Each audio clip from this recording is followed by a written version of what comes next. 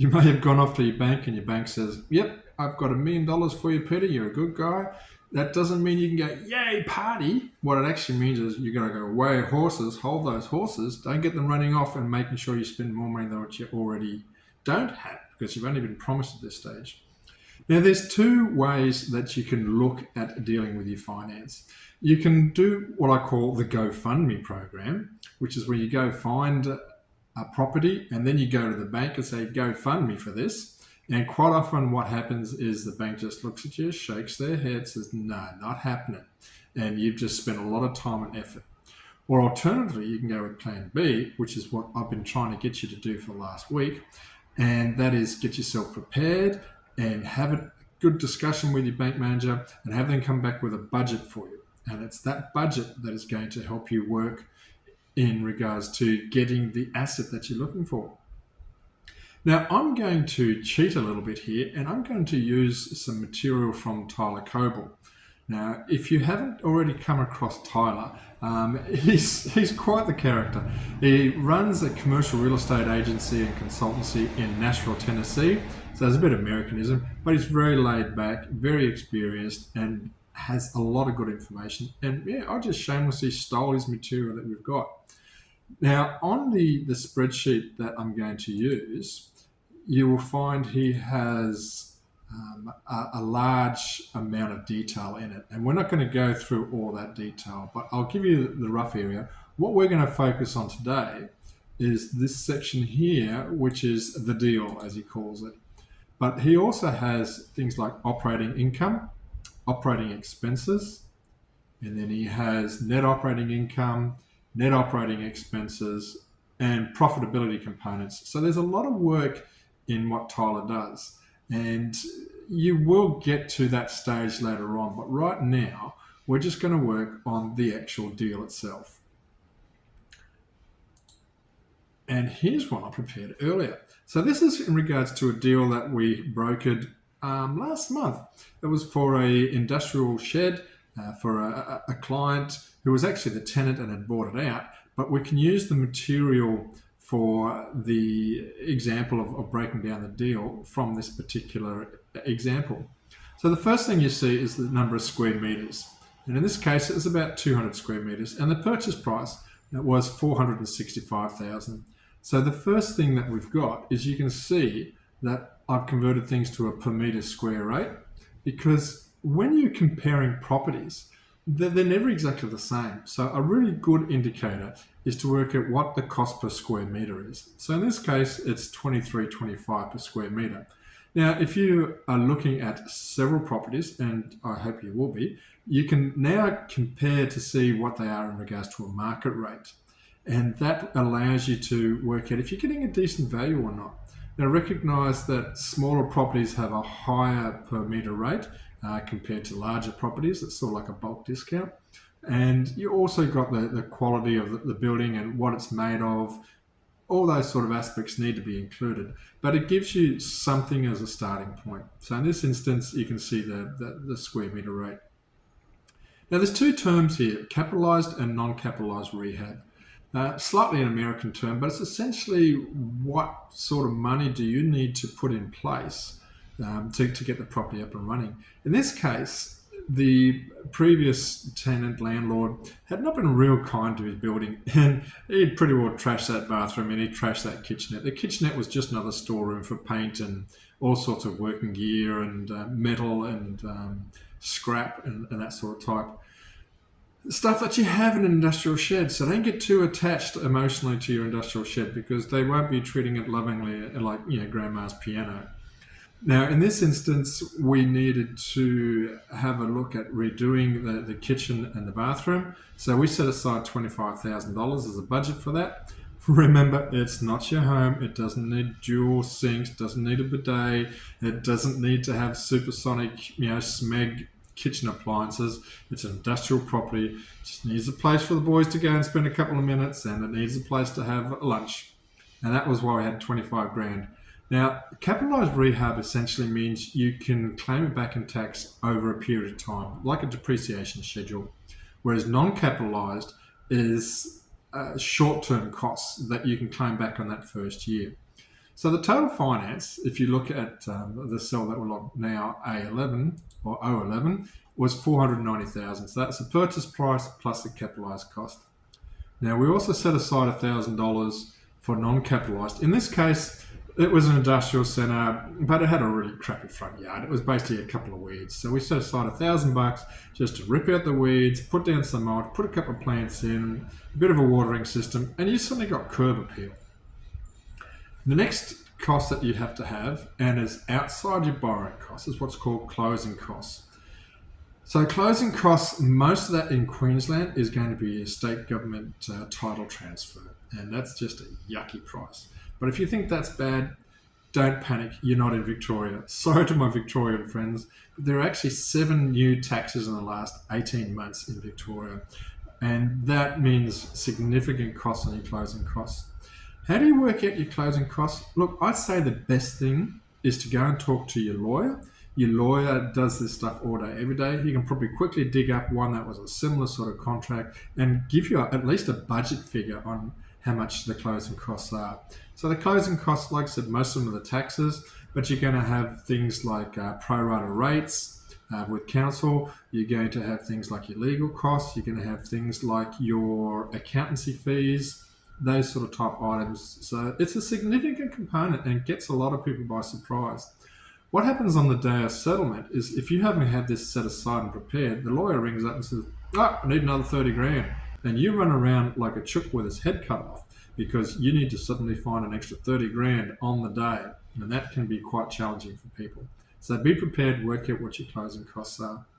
Now in Australia, you've also got GST. In some cases, you've got to pay GST, in some cases you don't. So it's a fair slug. And you need to be understanding of when you do and when you don't. The key term is it a going concern? The going concern means if you buy your property today and you walk into it tomorrow, it needs to be making you money, which means if you've got a tenant in place and a lease in place and they're paying rent, then you've got a going concern, which means you don't have to pay for the GST. If, however, like in this particular instance, our client went into the property to use for themselves, so they're not going to have a tenant, they may well be in a situation where they have to pay GST. In this case, they already had a lease and they're taking it over, so they didn't need to. So everything's complex, but you need to talk with both your lawyer and your accountant. And sometimes they will actually have a bit of a bargee on whether GST is applicable or not. So get that sorted out very early in the piece when you work out which property you want. And they can tell you, theoretically, if you do or don't need GST. And that will also factor into the closing costs for you. Now, I'm also a little bit conservative. I like to have 1 month's operating capital with you. Now, that can be anything to essentially cover the fact that on day one, you're expecting that first month's rent, and it may not come. You may find the direct debit didn't work. It's a public holiday. Something's gone wrong with settlement. The title hasn't transferred. A registration hasn't gone through, and you have to wait. Now, if you haven't got a month's operating capital behind you, you're going to be in a whole lot of pain, and you don't want to be doing that. I actually prefer to have 3 months worth of operating expense behind, but that's just because I'm getting old and conservative as life goes on. So what is the total amount here for settlement? So this is what you will need to have in your pocket or in your trust account for your solicitor on settlement date. You've got the deposit, closing costs, operating capital, and non-capitalised rehab. Now, we haven't spoken too much about the deposit. In most instances, but you can see financing down here, a couple of lines, deposits further down. In most instances, you need about 20% deposit, and you can't use borrowed funds for that. That needs to be cash out of your back pocket. In this instance, you're looking at $98,000 for this deal that we're looking at.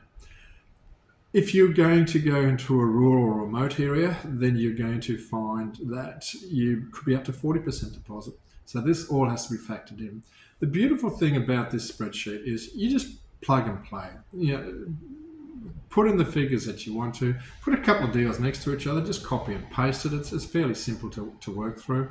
And you can start to get a feel for what's a good deal and what's a bad deal, or even just get a feel for where the expenses are going to go and when you need to pay them.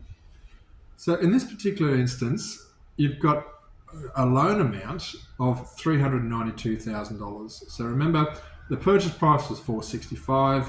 Rehab for the bathrooms and the kitchen was $25,000. So the amount to be financed was $490,000, but the amount that you're going to get from the bank is $392,000.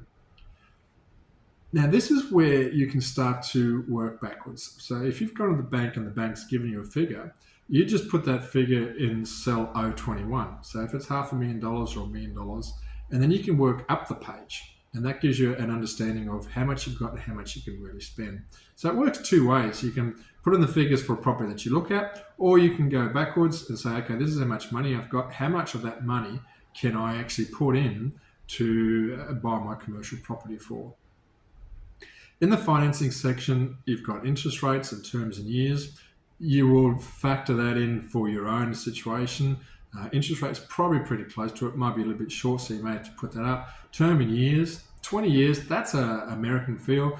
You may find your finance is generally 3 or 5 years. So you plug that in, find out how much your debt service is. Your banker or your financier will tell you how much it is per annum. And suddenly you've got some really solid financials on working out if you can afford to buy your actual property.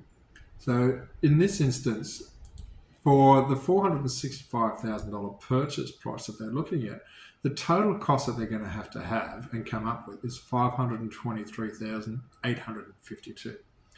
That's a significant difference. It's almost like probably another 10-15% on top of what you thought the purchase price for the building was. That's why I always tell people, if you've been told by the bank you've got $1 million, don't go buying $1 million property. It doesn't work that way. What you want to be doing is probably looking at an $850,000 property, because the rest is going to get gobbled up, mostly to state government, but you'd be surprised where the leaks are. So when we did the work on preparing you for your finance application, we looked at two things.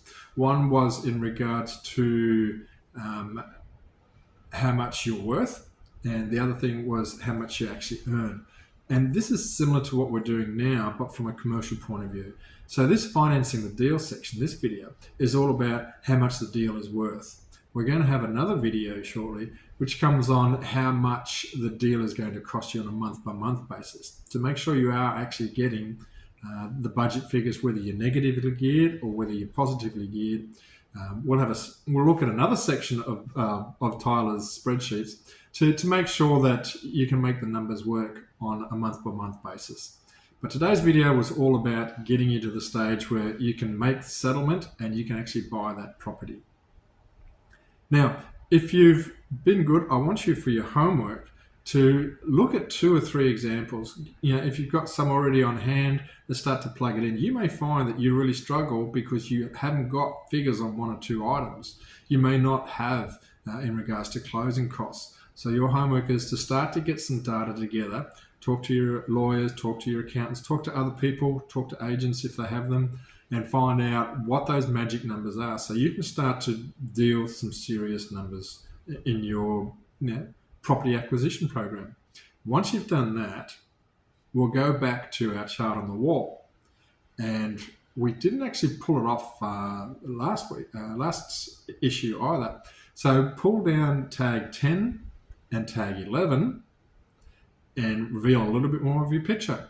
Now, you'll probably find that there's starting to be some gaps on your picture, similar as mine, and I'm hoping that starts to give you a bit of a sense of achievement, because you're starting to make some really good progress. We've got some funding, we know what we're going to get from the bank, or hopefully, and now we're starting to break up that deal so you know how to allocate that budget. This is exciting times. Give yourself a pat on the back, you've done really well. Until next time, take care and God bless.